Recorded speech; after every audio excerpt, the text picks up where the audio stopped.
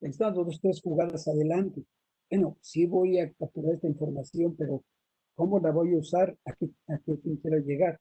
No, no es otra vez una captura, no sé cómo llamarla, de corazón, ¿verdad? Como que me suena esto, porque luego pues tiene uno la información y ¿qué hago con ella? Bueno, muy bien. Entonces, repito, estadística descriptiva. Y lo cerramos en esta plática con indicadores de eficiencia de impacto, donde lo que hicimos en la plática que les he mencionado, ya ilustrar la utilización de medidas de tendencia central y las medidas de dispersión para hacer indicadores de eficiencia y de impacto, considerando de eficiencia pues, aquellos que, por ejemplo, representan un uso muy eficiente de los recursos, ya sea humanos o financieros, y las de impacto, pues las que con ese uso logran el mayor impacto en su población objetivo. Las primeras son lo que le llaman variables indicadores de desempeño, las segundas son impacto. Todos sabemos que en general, porque son más sencillas, nos quedamos en los indicadores de desempeño, ¿verdad? No, pues que por cada persona que atendimos solamente nos gastamos 1,000 pesos, ¿verdad? Y qué bueno, no, pues si puedes menos, mejor. Pero la otra, que es la que realmente habla de lo que ustedes hacen, que es el impacto, es la que es más complicada. Pero de todas maneras, independientemente que es uno del otro, tienen que sujetarlas o las sujetan ustedes a la misma metodología. O sea, su desarmador es medida central, sus pinzas son medidas de dispersión, y ahí tienen ustedes haciendo todo su manejo al respecto. Luego, la estadística inferencial y probabilidad. Esta es la parte más fuerte, porque ya no solamente están describiendo un fenómeno, bueno, digamos que es relativamente sencillo porque si la información la levantaron bien, pues le aplican ustedes su Excel. En este ejercicio vimos cómo el Excel ya tiene unos maravillosos complementos que le hacen muy sencilla la vida, tratan ustedes sus cálculos, pero aquí viene el tema más fuerte. Bueno, pero ¿qué explica? Y ahí es donde, como decía Roberto, comienzan a hablar de variables dependientes y variables independientes. ¿Y qué quiere decir? Pues que hay unas variables que no dependen de nosotros, variables independientes, y que van a afectar lo que nosotros sí nos interesa, que es la variable dependiente. Yo quiero, por ejemplo, apoyar a los niños en sus problemas motrices. Una variable dependiente. La independiente pues viene siendo cómo se dio la situación, en dónde vive, la estructura de su familia, etc. Y hay otras variables que son dentro de las independientes, que son las que ustedes van a manejar. Esto lo vamos a ver ahorita, pero son sobre las que actúan, ¿verdad? Son independientes en el sentido de que no dependen de ustedes, pero hay una parte que ustedes quieren afectarlas, y quieren afectarlas porque a través de eso van a afectar su variable dependiente. La metodología más conocida, no es la única, desde luego, que se utiliza, es la regresión, ¿verdad? Y en general la regresión lineal múltiple. Afortunadamente, otra vez en Excel es muy sencillo correrla, no tiene que ver tantos números. Como dicen los estadísticos, solamente hay que fijarse en la T de student, hay que ver que sea mayor de 1,96, cosas de ese tipo. Pero está muy analizado, no hay que saber ni las fórmulas, ni la matemática, nada de eso. Simplemente es aplicarlo y confiar, ¿verdad? Porque pues finalmente, aunque no es un acto de fe, pues la fe está en que lo hicieron bien antes y que yo puedo utilizarlo con, digamos, la máxima confianza, ¿verdad? Entonces, la estadística diferencial de probabilidad, lo que vamos a detectar, y aquí viene el tema de la teoría de cambio, ¿cuáles son las relaciones de causalidad? Ahí vamos a decir, yo creo que lo que está pasando aquí es esto, y yo creo que si yo hago esto va a suceder esto, pero eso va a depender de que efectivamente existan esas relaciones de causalidad, que no son relaciones que uno pues le gustaría que existieran, o que la experiencia personal le ha mostrado. Está bien, pero la experiencia personal es una parte, pero necesita uno una validación, repito, estadística, en la que con datos duros y con estadísticas sólidas, ustedes tengan más tranquilidad de que lo que van a proponer va a suceder, porque va en riesgo su trabajo, su empeño, los recursos, etcétera. No es trivial, es importantísimo que cuando se tomen las decisiones, pues estén soportadas por algunos, le llamamos diagnósticos. Los diagnósticos no es otra cosa más que explicar, más que escribir y entender bien un fenómeno. Si no hay un diagnóstico, pues estamos en un mundo, regresamos al mundo de la incertidumbre. Ya no estamos en el mundo del riesgo, ya no calificamos, ya no, y bueno, pues pueden suceder muchas cosas. Puede ser que la atinen o puede ser que no la atinen. Pero nadie quiere estar en una situación así. Muy bien.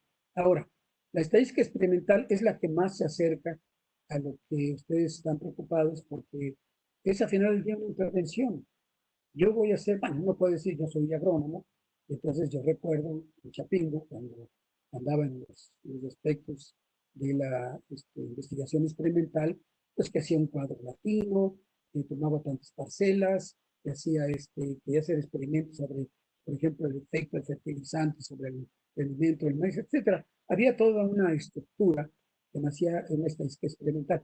Ahí comenzó la estadística experimental.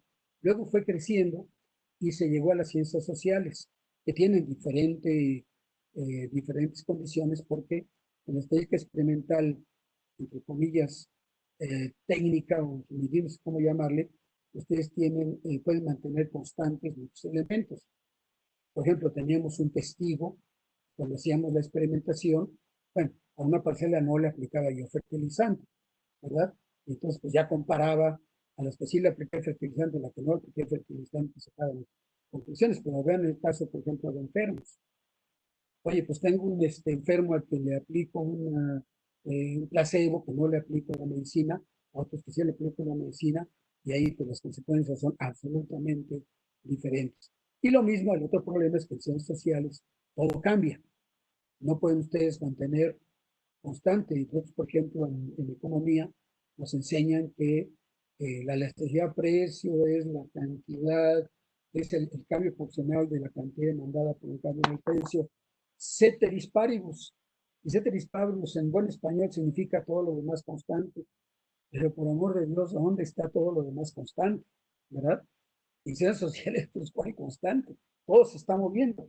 Bueno, hay técnicas estadísticas que permiten manejar esta situación que se han desarrollado, el análisis contrafactual. En fin, hay muchos elementos.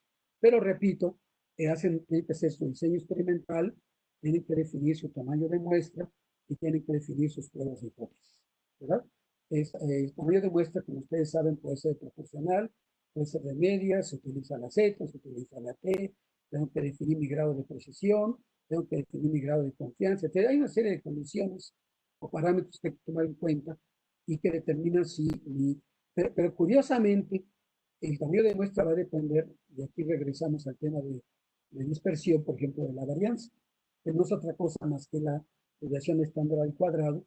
Entonces, vean ustedes, se comienzan a conectar estos conceptos, y la prueba de hipótesis es el famoso concepto, como hacen los investigadores, que comienzan con la prueba, le llaman la hipótesis nula, y dicen, mi hipótesis nula es que no existe relación entre lo que yo digo que sí existe.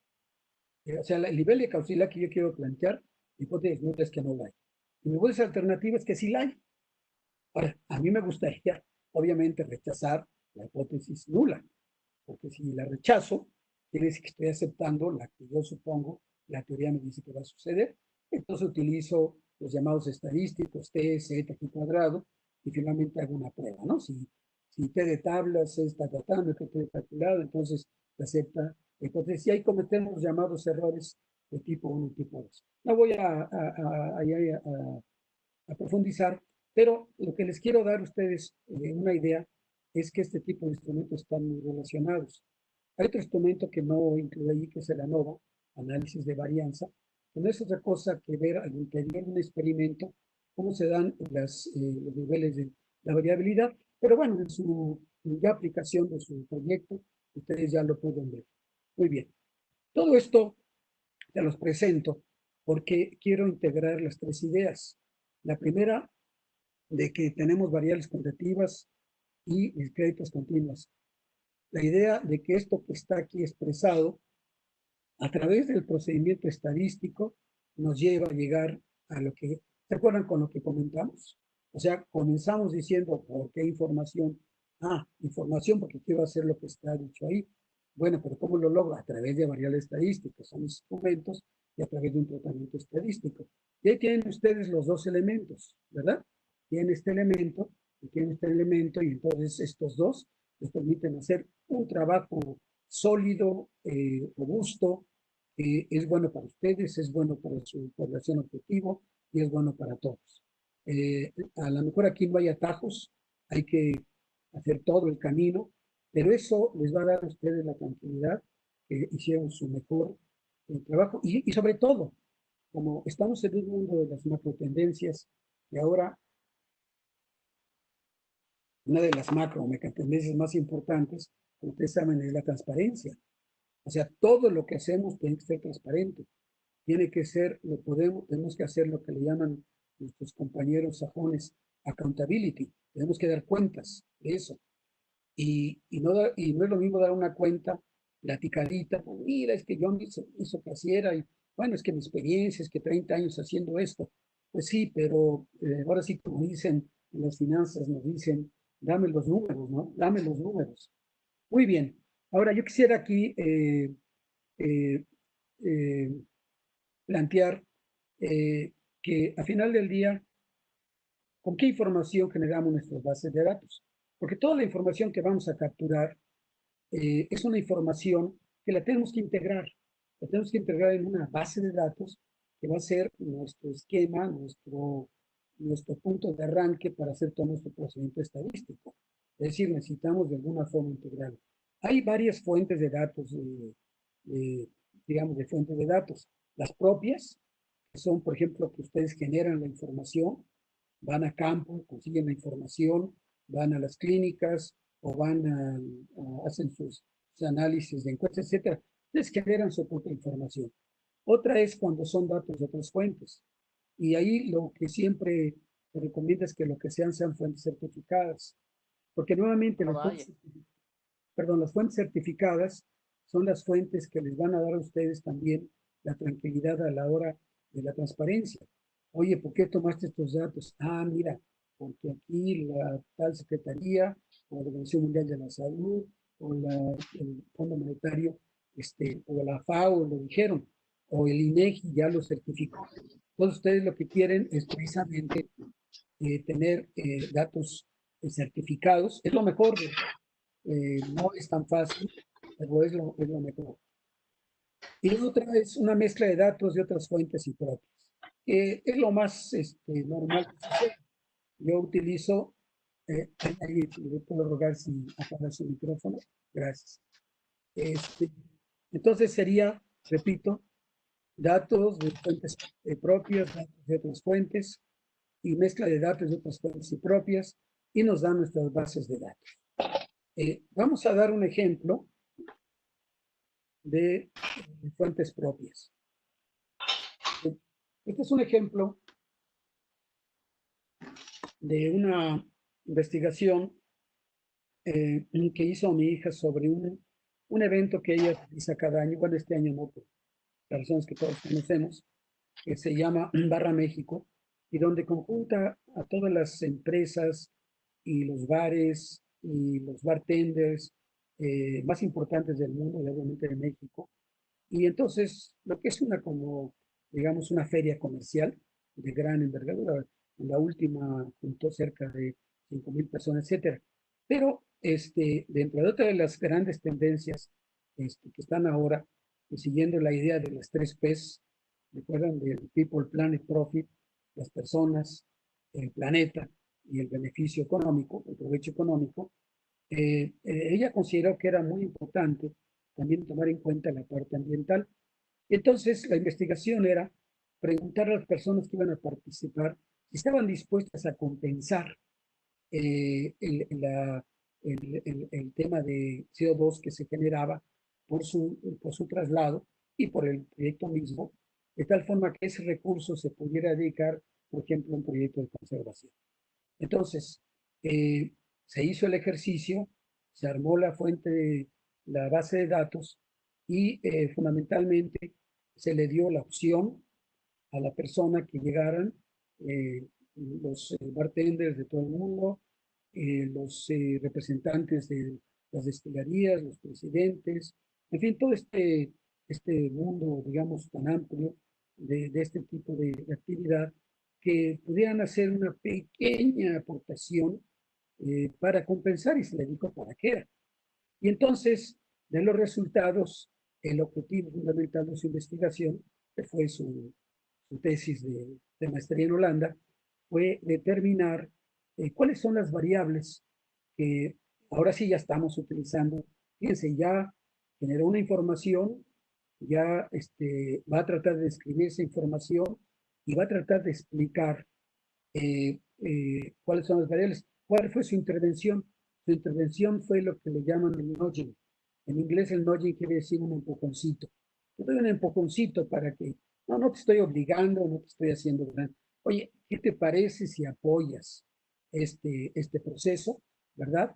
Y entonces, si te parece bien, pues haz una aportación y luego pues, yo te digo en qué hago toda la transparencia posible. Muy bien. Y aquí les presento el tipo de procesamiento al que nos referíamos. Bueno, está en inglés porque la tesis fue en inglés originalmente, pero son algunas de las variables que considero. Pero ahí está un ejemplo de que, cómo se hace esa transformación de variables cualitativas a variables cuantitativas. Porque vean ustedes, por ejemplo, una de las, manejo muchas hipótesis, escogí dos nada más. Entre más líquida es la forma de pago, menos está dispuesta la gente a compensar.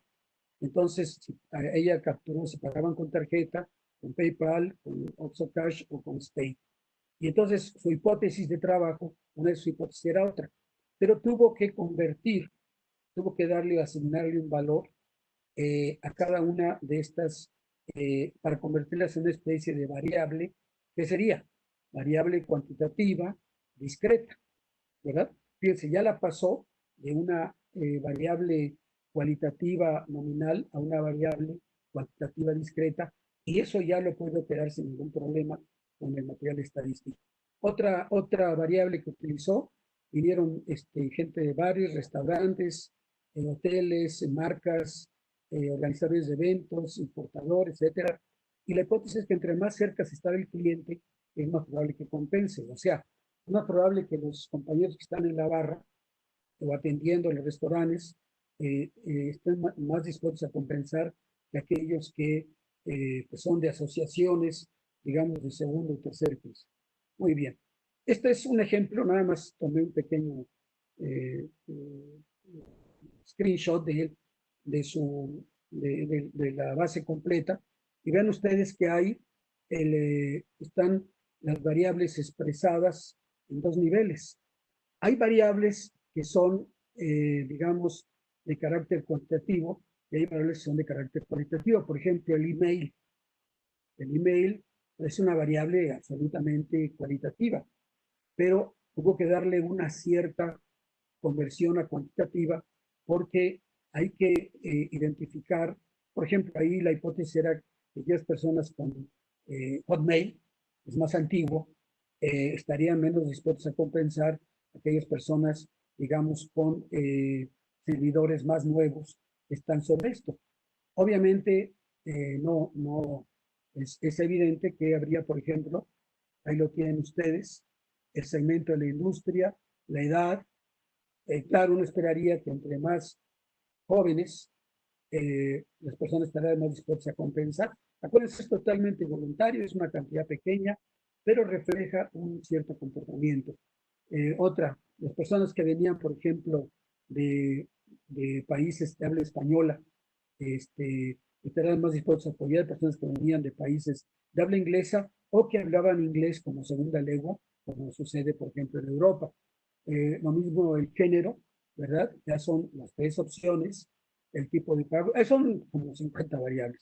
Yo les puse aquí simplemente algunas, pero lo que yo quería presentarles a ustedes, perdón, lo que quería presentarles es la idea de ustedes, aquí tienen una especie de tipo de intervención, se arma una base de datos, se trata de explicar Y bueno, se presentó la investigación y con todo gusto cuando quieran les damos los resultados que surgieron y que desarrolló mi hija con la Universidad de Erasmus de Rotterdam. Muy bien. Entonces, este es un caso de información que ustedes generan y que ustedes procesan. Y fíjense cómo, ahí por ejemplo, algunas variables cuantitativas, por ejemplo, el ingreso promedio de las personas, o sea, hay unas variables que tienen que ver y que se manejaron cuantitativas, otras fueron cualitativas. Aquí hay otro ejemplo en el que utilizamos datos de otras fuentes. Este es un ejercicio, una investigación en la que fundamentalmente se trató de interpretar, eh, muy bien, permítanme que me voy a acercar más para que me escuchen bien. Este, se trató de interpretar o de explicar cuáles eran las variables que afectaban la tasa de deserción primaria, secundaria y pues secundaria media. Entonces, o sea, lo que es el bachillerato. Este ejercicio no tenía un propósito de carácter de intervención, pero el resultado pudiera dar origen a una intervención. Es decir, ¿cómo le haces? Estas que están ustedes aquí, están viendo, son las variables dependientes, son las que queremos explicar. Pero para explicarlas, había que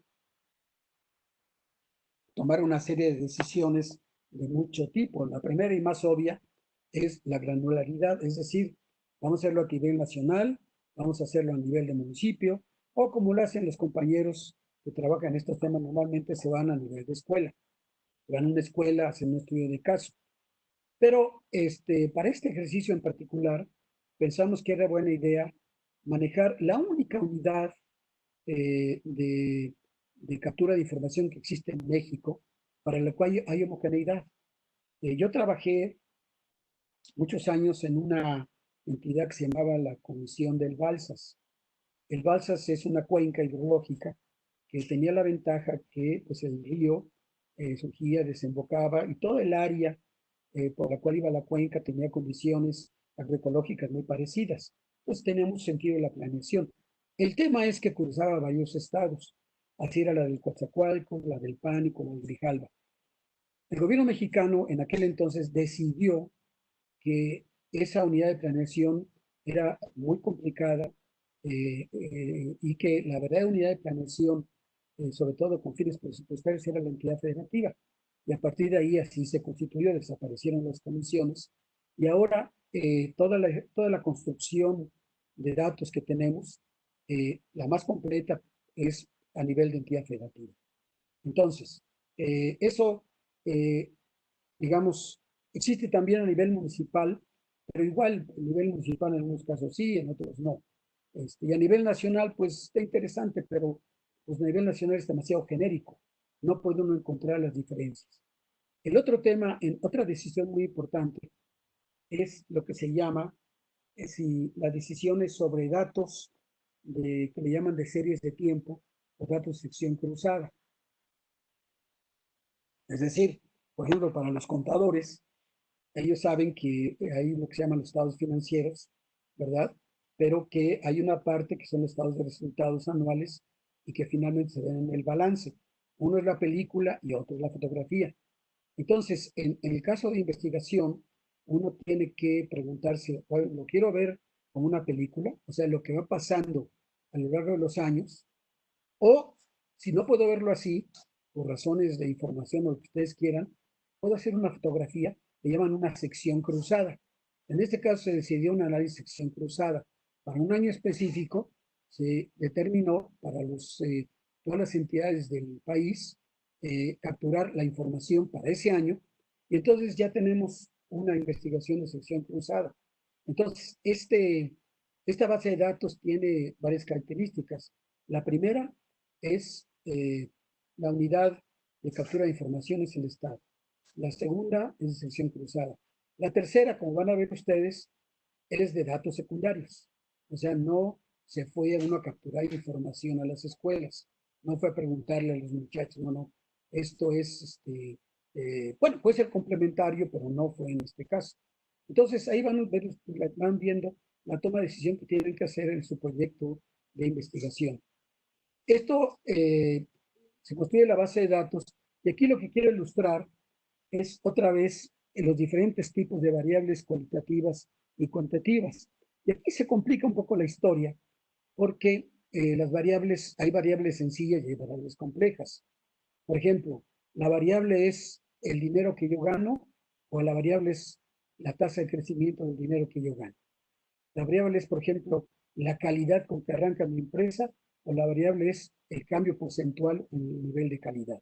Muchos consideran que tiene más sentido ver el cambio a través de las tasas de crecimiento, por ejemplo.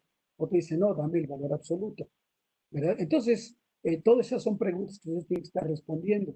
En este caso, ese indicador que tienen ustedes, no hicimos, fue una investigación de que, no sé, que todavía existe el Instituto Nacional de Educación, y ellos hicieron su indicador, es un indicador complejo, que determina, porque determina el grado de deserción y toma en cuenta cuántos se inscribieron este año, cuántos se van a inscribir el año siguiente, pero en resumen, yo confío en ellos, lo hicieron, es gente muy capaz, y entonces a mí ya me da la información que necesito. Ahora, estas son las variables dependientes. ¿Cuáles son las independientes? Bueno, aquí seguimos la teoría de un investigador de Berkeley que decía que hay 5 categorías que hicieron la deserción. Bueno, aquí no los voy a mencionar, pero es la parte socioeconómica, la parte cultural, la parte familiar, la parte de calidad de la educación, etc. Ahí tienen ustedes, por ejemplo, la parte educativa, la escolaridad, años promedio, escuelas de calidad, rendimiento académico. Todo esto, como ven ustedes, eh, son de otra fuente de datos en prueba planea, ¿verdad? Y como ven ustedes aquí lo que se utiliza es una variable que es central, que utiliza el promedio. Alguien puede decir, oye, pero te falta la división de estándar. Pues sí, pero en este caso, como estamos hablando de nivel agregado, a nivel de cada estado, entonces utilizamos el promedio. Vean ustedes las escuelas de calidad, escuelas con desempeño de buen excelente en prueba planea, con porcentaje del total de escuelas. Aquí está otro concepto, ya no es tasa de crecimiento, es porcentaje. Entonces, estamos agregándole a la idea de las variables per se, las variables como se miden, la otra que es la variable cómo se expresan. La expreso como un porcentaje, la expreso como valor absoluto, la expreso como una tasa de crecimiento, etc. Años, esperanza de vida, mortalidad infantil, es de funciones de niños, etc. Muerte por cada 10.000 habitantes. Aquí ven ustedes son promedios y obviamente, bueno, no puede haber muertes a la mitad, pero es por la forma como se maneja. Suicidios por cada 100.000 personas son promedios, eso es lo que quiere decir. Nacimiento, porcentaje de encuesta que respondieron. Fíjense, muchas son de encuestas y aquí, por ejemplo, el valor social. Aquí utilizamos una encuesta internacional que es de valores sociales y que manejaba el ITAM, que nos hizo el favor de, nos dio acceso, y el porcentaje que mencionaron, si había trabajo de grupo, si había solidaridad, si, en fin, todos estos conceptos que tienen que ver con la idea del capital social que existe en una sociedad. Aquí hay otro que son el aspecto socioeconómico. Y aquí sí estamos hablando pues, de variables cuantitativas, sin lugar a dudas. Por ejemplo, ingreso que viene de la familia. Aquí la fuente fue la encuesta gasto-ingreso de los hogares del último año, correspondía a este estudio. Y bueno, pues era, en todos los casos, lo que quiero decir es que había la posibilidad de verlo anualmente, es decir, por estado y para el mismo año. Eso le daba la posibilidad de hacerlo así. Entonces, en resumen, aquí hay otro, este es de aspecto cultural, esta es otra fuente, que es, han leído al menos un libro por año, tiene más de 10 libros en su casa, aquí se está manejando porcentajes. Vean ustedes la variedad de procesamiento, o sea, hablamos de variables cualitativas y cuantitativas. Hablamos que las cualitativas en algunos casos hay que convertirlas en cuantitativas, por lo menos a nivel de variable discreta, ¿verdad? Y hablamos también que no solamente el tema si son positivas o negativas, sino cómo le expresamos. Le expresamos con su valor original, le expresamos con su cambio porcentual.